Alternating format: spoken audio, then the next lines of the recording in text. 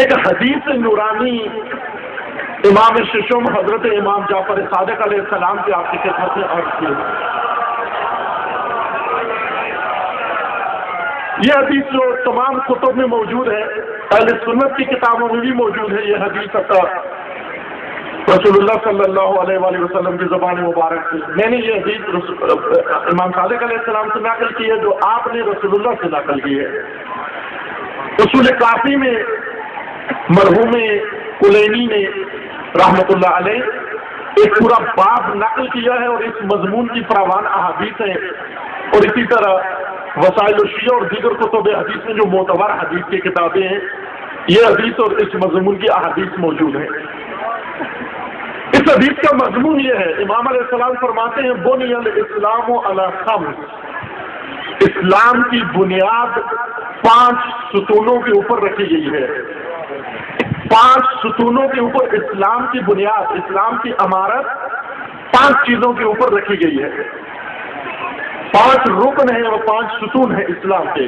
الصلاۃ، الزکوٰۃ، پہلا رکن نماز ہے، دوسرا رکن زکوٰۃ ہے، تیسرا رکن روزہ ہے، چوتھا رکن حج ہے، اور 5واں رکن ولایت ہے.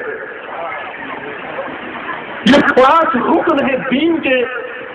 رسول اللہ سے لے کر امام آخر الزمان تک، حضرت حجت تک تمام معصومین نے اسلام کے یہ 5 ارکان بیان فرمائے ہیں، اور عرض کیا کہ دونوں مسلک کی روایات کے اندر موجود ہے.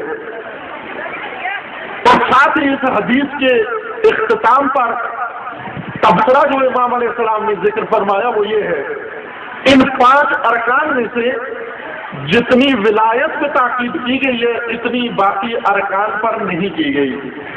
وَمَا نُودِيَ إِلَى شَيْءٍ مِثْلُ مَا نُودِيَ إِلَى الْوِلَایَةِ، جتنا ولایت کی طرف بلایا گیا، ولایت کے اوپر تاکید کی گئی، اتنا باقی ارکان پر نہیں کی گئی.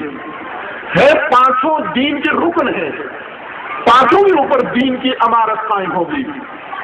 اگر یہ ارکان دین کوئی نہ قائم کر سکا، اس کے دین کی عمارت نہیں بنی، وہ دین کی عمارت کے اندر نہیں رہ رہا، وہ دین سے باہر رہ رہا ہے، اس کا دین سے کوئی تعلق نہیں، دین رسول اللہ سے کوئی تعلق نہیں.